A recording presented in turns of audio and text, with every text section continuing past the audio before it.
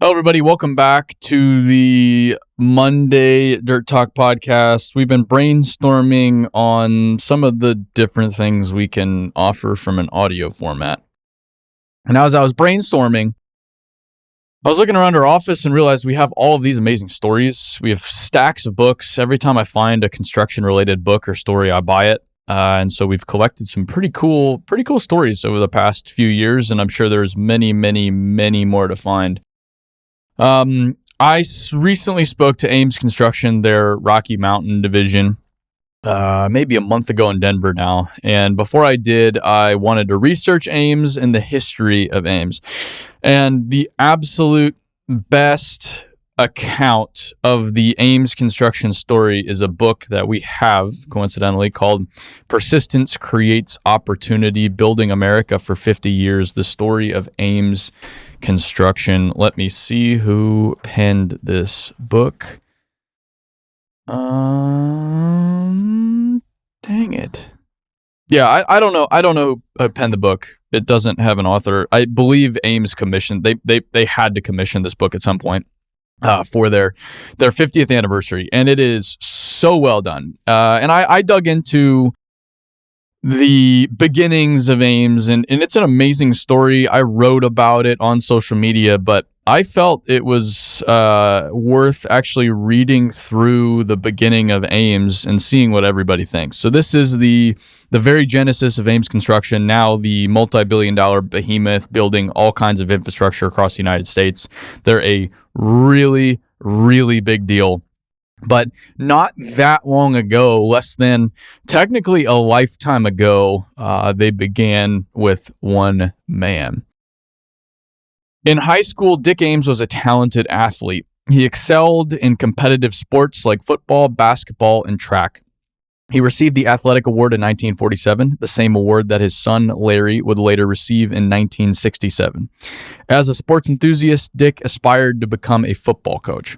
However, at the time, coaches were required to also teach classes. So after graduating from high school in 1948, Dick enrolled at the Mankato State Teachers College in Mankato, Minnesota to obtain his teaching certificate. And I probably butchered that town. Life had other plans for Dick, and in 1949, he married his high school sweetheart, Norma Lewis. Dick abandoned his coaching dreams, left college, and the couple moved to Farmington, Minnesota, where Dick farmed with his grandfather, George. In 1951, Dick's father encouraged him to secure a stable job off the farm to support his wife and two young sons, Larry and Bruce. At the suggestion of a former schoolmate, Ann Volden, Dick approached her father, Verdie, for a job with his construction company.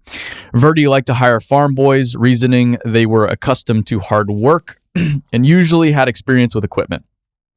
Dick was immediately hired, moved his family to Lakeville, Minnesota, and in 1952, at the age of 23, began working at the V.J. Volden Highway Construction Company. Dick started as a day laborer, primarily laying culverts, picking rock, and cutting trees. He was also a substitute equipment operator whenever one of the regular operators failed to show up. When the operator returned, Dick went back to doing physical labor. After about a month as a Volden employee, Dick was promoted to the position of equipment operator. As Dick put it, the guy didn't come back, so I stayed there. Verdie was an intelligent man and a colorful character. He worked hard and played hard. When things were going well, he drank a little scotch, and when things were going bad, he drank a little more.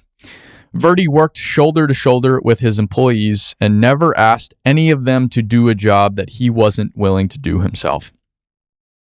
At that time, increased motor traffic and reliance on the automobile as the primary mode of transportation throughout the country placed the road construction industry in a position of growth, but money was needed to build the roads.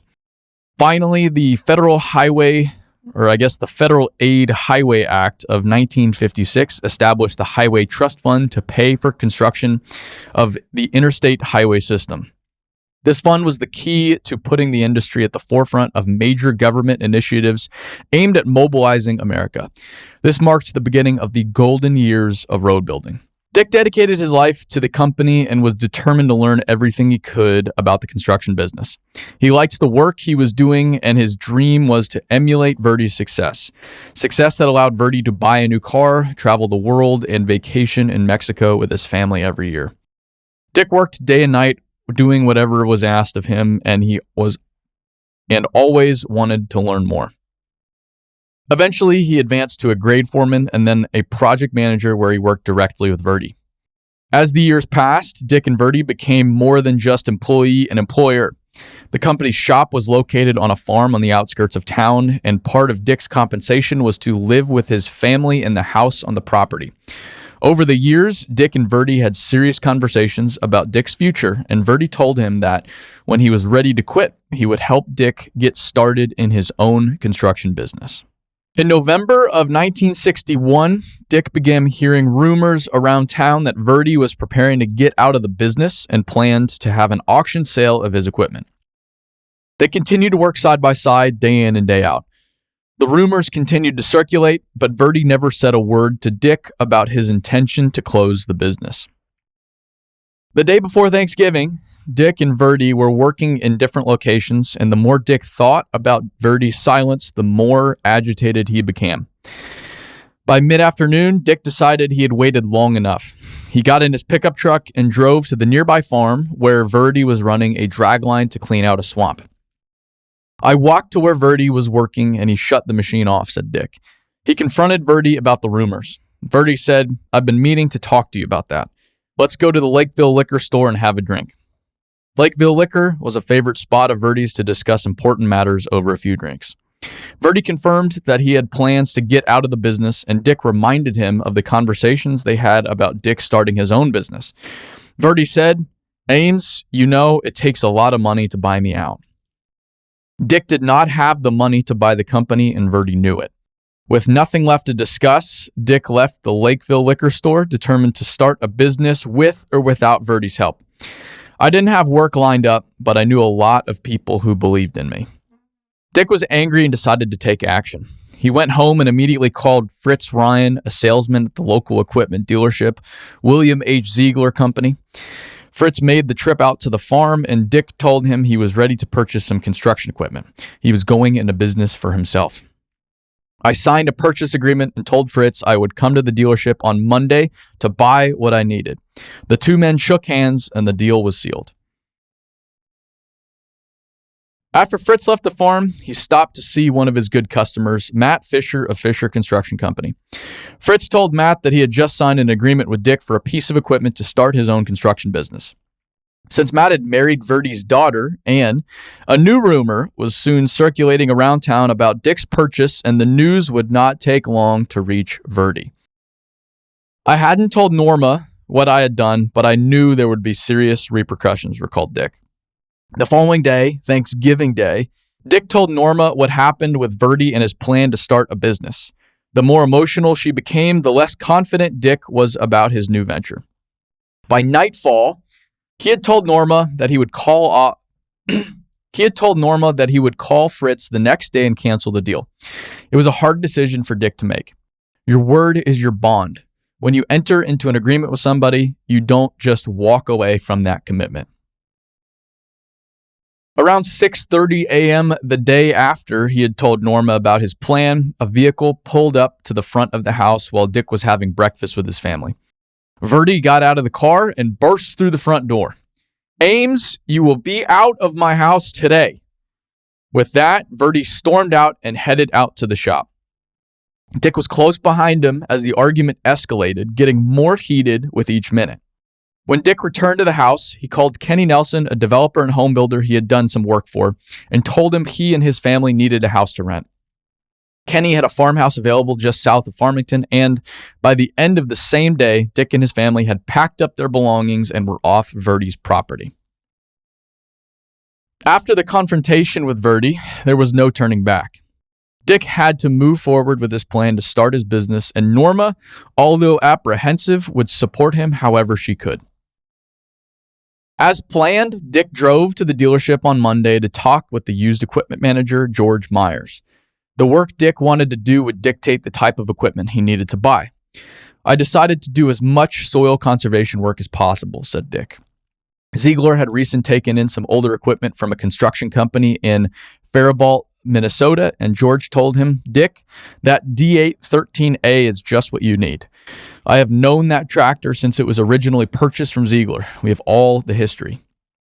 He told Dick that the main components, the engine, transmission, and final drives, were good. It's a good machine, but the undercarriage and tracks were completely gone. Dick knew he could do the repair work himself, so he finalized the purchase for his first piece of equipment, a 1953 Caterpillar Model D813A bulldozer. The dozer cost $6,000, a substantial sum at the time, equivalent to an average family income for an entire year. Since Dick and Norma did not have the money to purchase the equipment, Dick went to the First State Bank of Castle Rock to ask for a loan. Dick, his dad, and his granddad all banked there. The bank agreed to extend Dick a loan if he could secure a cosigner. Howard Wolko owned a big dairy farm in the area and was good friends with my parents, recalled Dick. Howard knew what I was trying to do and was willing to co-sign the bank loan. Buying the D8 started him on the path to building his dream, but Dick's confidence was still shaky. His sister, Audrey Ames Brennan, remembered Dick doubting his decision. My husband, Bud, and I had a family gathering at our place and Dick came. He told us he bought his first Caterpillar and that he was going into business for himself, but he didn't know if he was doing the right thing. A capable mechanic and welder, Dick spent the cold, snowy Minnesota winter doing the repair and maintenance work on the well-worn dozer to ensure it would be a reliable piece of equipment for his new business. Living off a small weekly unemployment check, he rented a bay to work on the dozer at the Hart Noise Shop in the neighboring town of Prior Lake. His good friend, Ted Lattimore, who also worked for Verdie, but was laid off for the winter, helped Dick ready the dozer for use. Dick worked day after day with the burning rod, welding on the bottom rollers, track links, top rollers, and sprockets. The exhaust fans in the shop were very poor, and the smoke would get so thick we couldn't see anything but the burning rod building up those rollers, recalled Dick. The work went on for weeks. I was a cigarette smoker at the time, too. I'm surprised I have lungs left. In the spring of 1962, the D8 was ready to be put to work, and Dick's company, Richard J. Ames Excavating, was in business. Arnold Cruz, the owner of First State Bank of Castle Rock, gave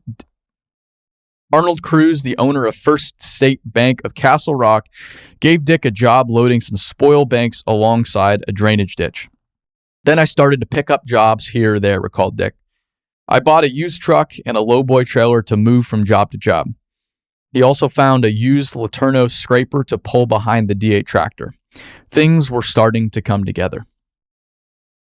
Relationships Dick had developed with local officials while working for Verdie also helped him secure his first road job for the Castle Rock Township near the former Nike missile base. I had the contract for grading 2 miles of township road. One day while working the Castle Rock Township job, Dick noticed a familiar pickup truck heading in his direction. Verdie was running a job that connected to Dick's at the south end of the road. Dick got off his machine and Verdie got out of the truck. Verdie told Dick that it was his final job and asked Dick if he wanted to buy the rest of his equipment. The bond that Dick and Verdie had forged over the years would not be severed over Dick's decision to break out on his own. The two men reconciled, shook hands, and continued a friendship that was destined to last a lifetime. After 10 years as Dick's employer and teacher, Verdie Volden stepped into a new role as Dick's mentor. The days were long, and a one-man business demanded that nights be even longer. Dick would move dirt during the day and repair the equipment as needed at night to keep it in its best running condition. Although he ran the business alone, Dick did not always work alone. Larry, Dick's 13-year-old son, idolized his dad and shadowed him every chance he had after school and on the weekends, lending a welcomed extra set of hands for the physically demanding work. Dick refers to Larry as his first employee. I did whatever Dad asked me to do, recalled Larry. Sometimes I'd pick rocks or drive the pickup, and sometimes I'd run up to the farmhouse and bring back coffee. It was truly a family affair. Dick's wife, Norma, who was a CPA and worked for the Farmington School District, set up an office and did the bookkeeping.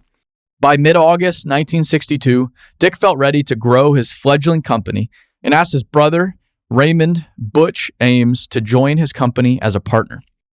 Butch is 12 years younger than Dick and had also worked a couple of years for Verdie Construction.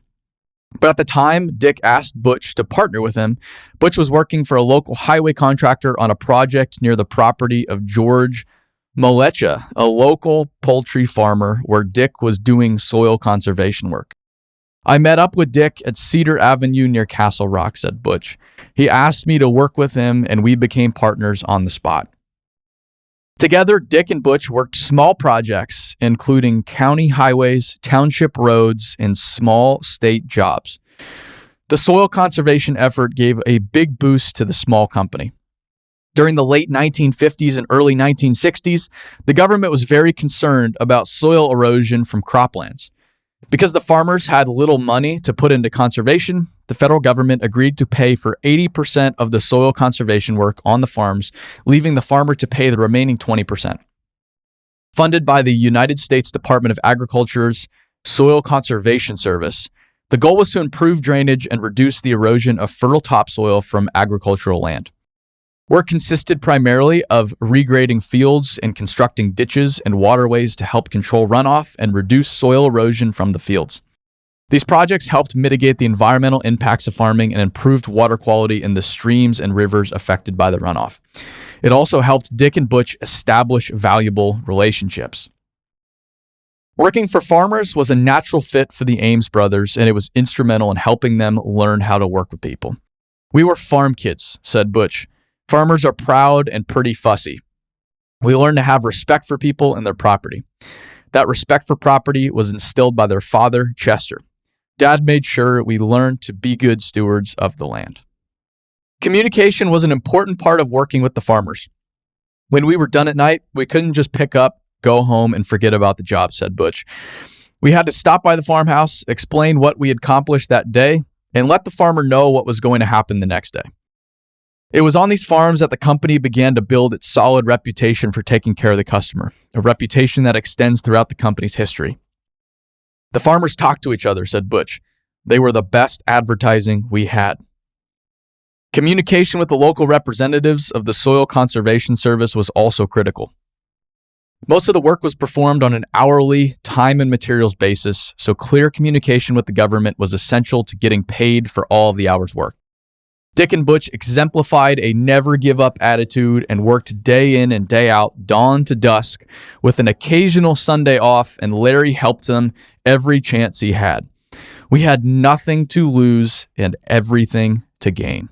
Dick and Butch hustled to get business wherever and whenever they could, continuing to do excavation work for township roads, digging basements, and performing soil conservation work for local farmers. For the most part, they worked nearly every day of the week. The company was incorporated July 10th, 1963, and the name was changed from Richard J. Ames Excavating to Ames Construction Incorporated. Norma, who was a CPA and worked for the superintendent of schools in Farmington, handled the paperwork from a makeshift office in their farmhouse south of Lakeville. When we moved to that house on the farm, there were chickens on the front porch. It was really in desperate condition, recalled Norma. But we remodeled it, and the room off the kitchen had an outside door, so we made that into the office. I remember typing bids late at night with an old manual typewriter. You couldn't make any mistakes or you'd have to start over. Norma was a frugal woman, counting every penny earned and every penny spent. According to Dick, Norma was very tight with money and made sure she wasn't being cheated, no matter how small the issue. If she bought groceries and there was one bad banana in the bunch, she would take it back. Norma's close watch on finances and her ability to scrutinize the value of a purchase were critical to the early success of Ames Construction. She made sure payroll was handled, but she also became the sole support person for the business end of the company. According to Butch, we never had to worry about the money part of the company.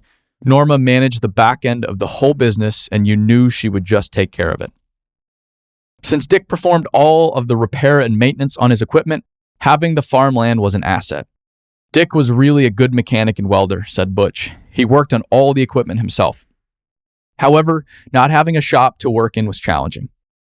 When Dick learned that a new Lutheran church was going to be built in Lakeville, he saw an opportunity and immediately set out to strike a deal. For the cost of moving the old structure off the church property, Dick had the church, the same church he and his wife Norma and Butch and his wife Karen were married in, moved to his farm by his friend Chuck Wren. The church was soon converted into the company's first shop. Del Giles was working for us, and he had a lot of different skills, said Dick. A big overhead door was installed on the north end, and they poured a concrete floor. We mixed and poured the concrete by hand and hauled it with wheelbarrows. It was a lot of work, but worth it. The shop was the talk of the neighborhood.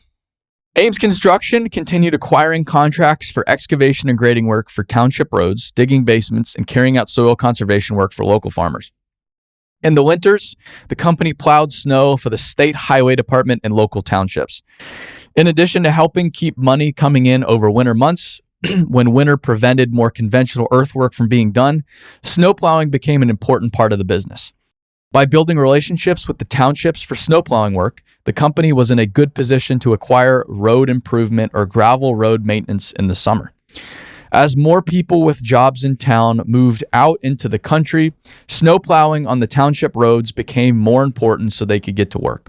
For several years, the company's snow plowing assignments included Highway 50, stretching from Farmington to Red Wing. This was one of the toughest roads to keep cleared because it was rather hilly, and the winds would often form new drifts that blocked the road soon after it was plowed.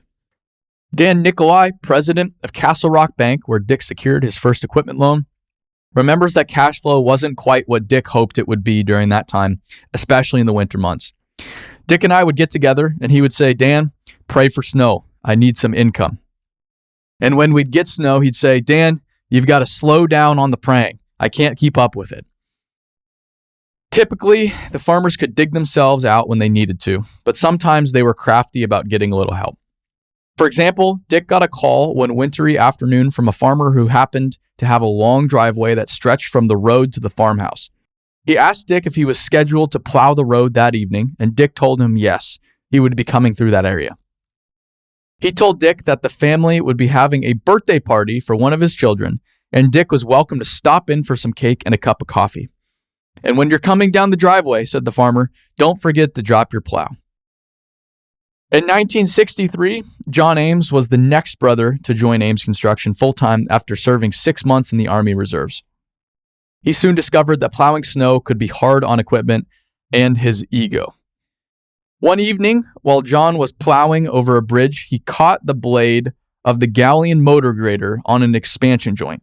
The impact tore the blade and circle off the grader, making it impossible for him to continue plowing. Unable to get the equipment back to the shop any other way, John chained up the broken pieces to keep them from dragging and slowly limped the motor grader back to the yard. When Dick came in the next morning, the first thing he saw was the damaged grader with the blade and circle hanging from the chains. As bad as John felt about the previous night's breakdown, Dick made sure that John felt twice as bad for the rest of the day. The snowplowing incident wasn't the only surprise Dick received from John. At the time John joined Ames Construction, the company only had one vehicle, a pickup, and Dick drove it. John owned an old car that was so unreliable he was often late to work. So when Dick had a chance to take another pickup in trade for some work he did in West St. Paul, he gave it to John. Dick told him, "Take this to the Chevy dealer and trade it for a new car, something reliable, so you won't be late for work again." John took the truck to the dealer and a short time later was driving back into the yard behind the wheel of his now reliable company car, a brand new, shiny, black Chevy convertible. Not quite the type of company vehicle Dick had in mind. One of the projects Ames Construction worked on in 1963 was a parking facility that was added to the Farmington business development property leased to Fredericks leased to Frederick Willys Co., Inc., a pool table manufacturer. The parking facility was considered an add-on bonus to a project for improving water drainage conditions on the land. Good gravel was on site, and Ames Construction dug a deep excavation along Willow Street for the drainage project. While putting the details of the bid together, Ames Construction planned to dig a hole on the site and mine out the native gravel that could then be used for the parking lot. The hole that remained after the gravel was removed would then be refilled with excess material from other grading operations on the site. This unconventional approach eliminated the need for the company to purchase gravel for the parking lot and resulted in Ames Construction being the low bidder. Ames was awarded the job, and the company completed the work without buying gravel for the parking lot. This unique plan was an early example of how Ames Construction used innovative thinking during the bid process to submit aggressively competitive pricing. This outside-the-box approach for bidding and performing work would become a recurring advantage for the company. In 1964, Ames Construction learned of an opportunity to bid on a Burnsville, Minnesota job that involved street work. To qualify for the bid, the company needed to secure a bid bond. Public owners required that bidders submit a bid bond for 5 to 10% of the bid amount with their bid to provide the project owner with assurance that the winning bidder will honor its pricing and sign the contract. The successful bidder is then required to protect the project owner by securing a payment and performance bond equal to 100% of the cost of the job. Bonds are issued by large, financially secure insurance companies. By this time, Dick had hired Reese, Winter & Associates, an auditing firm in Northfield, Minnesota, to do the company's taxes. Eager to secure a bond, Dick asked Bert Reese to prepare a financial statement for Ames Construction.